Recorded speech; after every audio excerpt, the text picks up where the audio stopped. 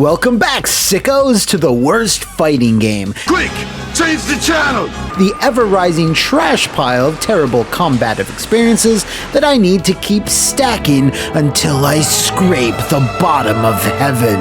On this episode, we'll be returning to the realm of digitized buffoonery with the 1994 3DO exclusive Way of the Warrior, which, whoo boy, I'll tell you what, in addition to being bad enough to be featured on this show, has quite the buck wild history behind it. The Panasonic 3DO was a massive disaster from day one, so much so that it made a whole video about it. Part of the reason why was that its launch was a barren wasteland of almost zero games, as in it only had one for the first few weeks, a mediocre racing title I can't even remember. Trip Hawkins, bolstered by his unnaturally high charisma stat, tried to sweet-talk anybody and everybody into making games for this thing, which was seen as a risk because the 3DO's business model was so different. One such studio is too strong a word, one such duo he had courted was Andy Gavin and Jason Rubin, two up-and-coming game designers who were slighted by EA on their very first console project, 1992's Rings of Power. They both felt their creativity was held back by far too much micromanagement, so they both decided to take a long hiatus from game development. That is, until Trip Hawkins came a-knockin'. Hey, how about you make a game for my big dumb interactive multiplayer thing? You can create whatever. Here, I'll send you free dev kits. I have thousands of these things just lying around. Turns out creative autonomy and free dev kits were the magic words, so Gavin and Rubin accepted the offer. Since Rings of Power was an RPG and took a significant amount of time to make, if the duo wanted to be on the ground floor for the 3DO, they needed to speed that process up, and speed it up they did. They did this by noticing that the fighting game was blowing shit up in arcades and the home, and after analyzing Street Fighter II and Mortal Kombat, okay, one background, two characters, alright. They decided right then and there that they would throw their hats in the ring. I mean, how hard could designing a fighting game be? It's decisions like that that make the show possible. Right from second one, Rubin and Gavin had no idea what they were doing when it came to putting together a button basher. Why doesn't mine look like that? And since they had no publisher, they had to fund everything themselves. Obviously, a simple way to cut costs is using friends and family members to portray the characters that they didn't even design beforehand. They had hit up a store in Boston's Chinatown and literally grabbed anything they could and would just cobble the get-ups together later. The most expensive complete costume cost them close to $150. If that wasn't indie enough, they also had no studio space or a blue/green screen, so they decided to nail a tan canvas to their apartment wall and proceeded to film said friends and family, none of whom were martial artists, during a sweaty and hot summer. They then had to clean up the footage onto Macintoshes, which I can't imagine was easy considering, they used a tan background. The next few months were spent feverishly programming out of their shared apartment, making elaborate backgrounds, recording voiceovers, and designing some truly 90s computer-generated bosses. They spent almost all of the money they had made off of Rings of Power, and with their last $10,000, rented a space in the 3DO booth at the Winter CES show to try and entice a publisher whom they need to distribute and print the discs. Now, since there were so few studios working on the 3DO at the time, and those that were making a lot of interactive movie-style experiences, Way of the Warrior stood out because it was a traditional-looking game in a very hot genre. Thus, if you can believe this, an intense bidding war between three major publishers started raging, all vying for a piece of the Way of the Warrior pie. The three in question were Universal Interactive, Crystal Dynamics, and the 3DO company itself. Yes, Trip Hawkins, impressed with the duo's work, tried to sign them on to become exclusive 3DO developers, but both Ruben and Gavin were wary of Trip's reputation during his time at EA, promising the world but rarely delivering it. They instead accepted Universal Interactive's offer, with a big part of the reason being a dedicated studio space on their lot, and a promise to fund their next 3 games, whatever they would wind up being. Both developers later reminisced if they had taken up Trip's offer, their careers would likely have been KTFO'd along with the 3DO itself. Way of the Warrior was the first fighting game released on the 3DO, ahead of Super Street Fighter 2 Turbo, Primal Rage, and Samurai Showdown. And guess what? According to Ruben and Gavin, it easily outsold Sam Show, becoming a moderate success. So the deal with Universal went forward, but with the 3DO ecosystem already in swift collapse, their next project targeted the PlayStation and starred a manic marsupial by the name of Crash Bandicoot. Is that Italian? No, Bandicoot is an Australian name. For those that didn't know, yes, Way of the Warrior was one of Naughty Dog's earliest games. And many believe it to be their worst, but we won't know for sure until we get Way of the Warrior in the ring.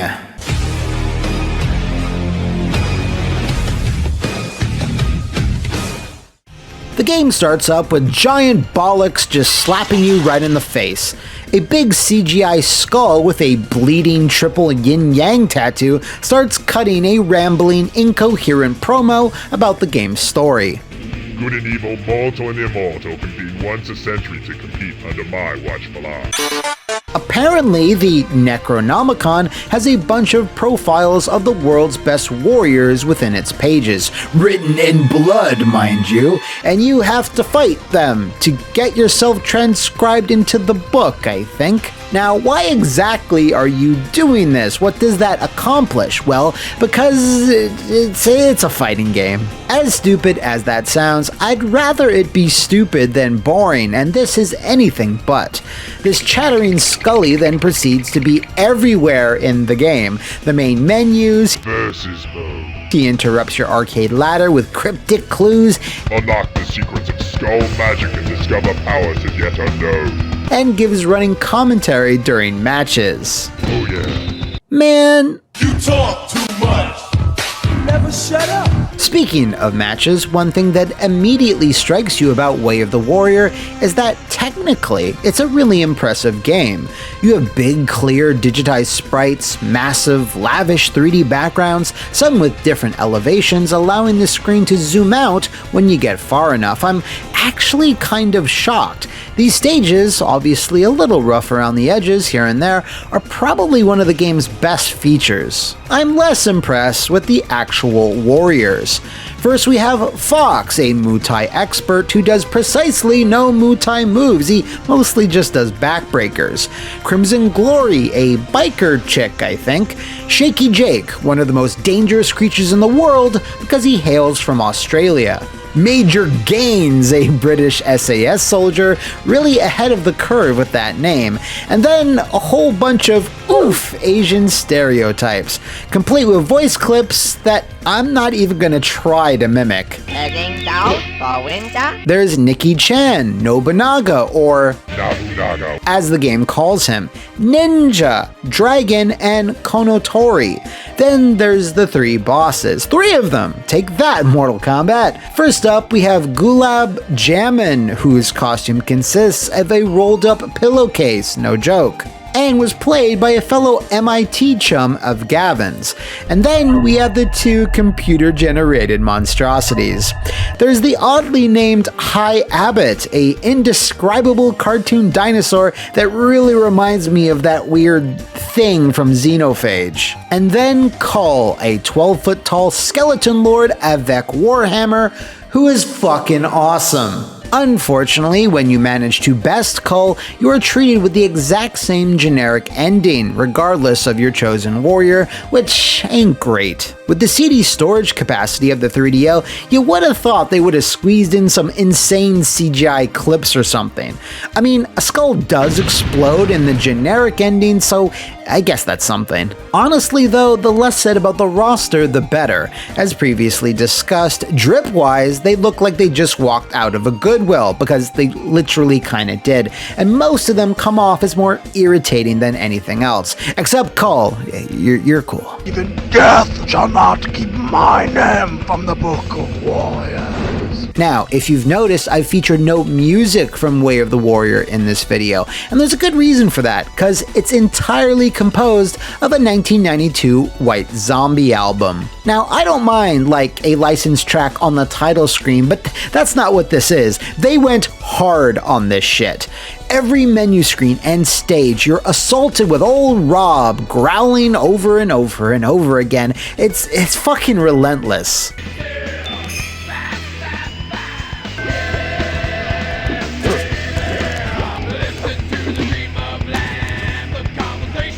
As to why they did this? Well, because neither Ruben or Gavin had any expertise with music, so instead of hiring someone who did, Universal Interactive, who was owned by Universal, who owned Universal Music Group, I hate you by the way, who then therefore owned Geffen Records.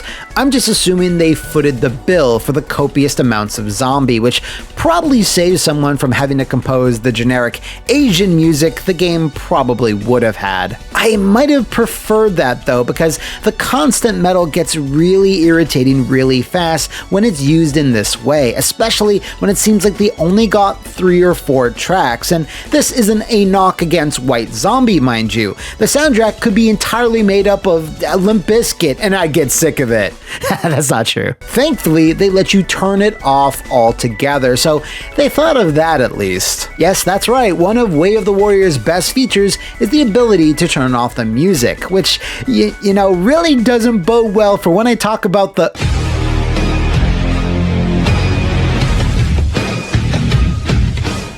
Way of the Warrior's gameplay is bizarre for a number of reasons, with some of them being not the fault of its developers, while some others absolutely are. Since it's an early 3DO game, it uses its awful 3-button controller, well, 3 face buttons that is, because there's also left shift and right shift, Jesus Christ. The face buttons are kick, punch, and block, and while that works for most 3D fighters, it's much harder to get used to in something like Way of the Warrior. The game then compounds this issue even more by having awkward commands for additional moves, like holding down the shift buttons, then pressing the face ones, which produce roundhouses or super punches. It's all over the place and way more complicated than it should be. The fatalities are fine, there's 1 or 2 half-decent ones, but there's plenty of shared finishers between the cast. There's 2 head pops, 2 backbreakers, and a bunch of punch through the guy style moves. I've seen worse. But I've seen way better.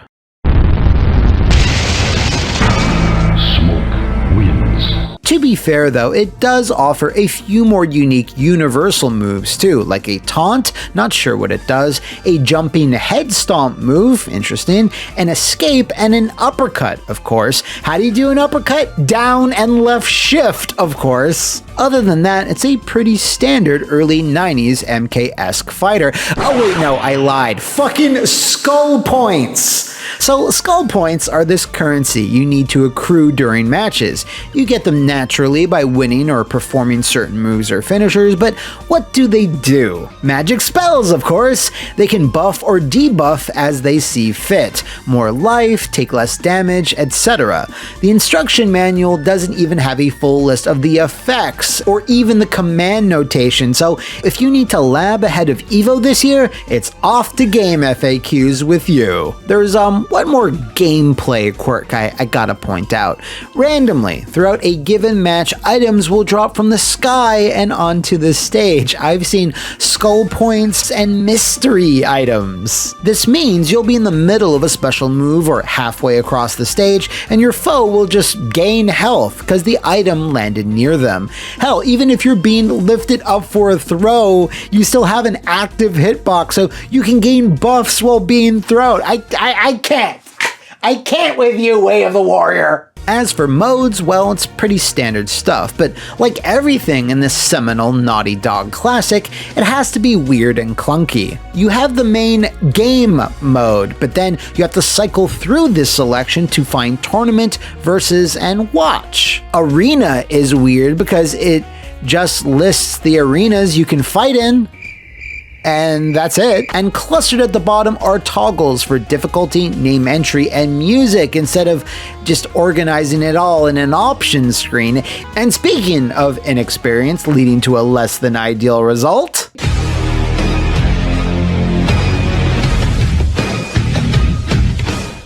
while Way of the Warrior looks the part, as in it looks like a Mortal Kombat ripoff, it really doesn't feel like it. While MK1 plays like sludge when compared to its later sequels, the weight of the characters still feels right. Jump kicking or uppercutting your opponent is still satisfying, that type of thing. This is not something I can say about Watwa. See, it's also super slow, but here it's way worse because the battlefield expands much further out, coupled with the fact that the game's jumping is all fucked up. You can't close the distance with any type of speed, as your forward jumps are way more vertical than horizontal, so it takes you like 15 seconds to cross a stage. So yeah, the movement ain't good, but the moment-to-moment fighting is just as not as good. Everything has this slow, choppy clunkiness to it, which I have to chalk up to the imperfect way they captured all of the actors. A tan screen! Now, I've absolutely 100% played worse things from a feel perspective. Brutal human killing machine, obviously Criticom, but this, combined with the terrible controls and random mechanics, make for such a janky experience it overwhelms the dumb, silly 90s-ness of the presentation. If it just played a little tighter like Jackie Chan Fists of Fire or Survival Arts, they absolutely would have had a cult piece of poverty here, but instead, these warriors have found their way onto the worst fighting game. So, with all that exhaustively said, where does it stack up? As previously mentioned, there's a lot to dislike here. The clunky controls, lack of endings, repetitive music, unmemorable characters, except for Call I Love You Bro, and some of the most baffling mechanics I've seen in a while.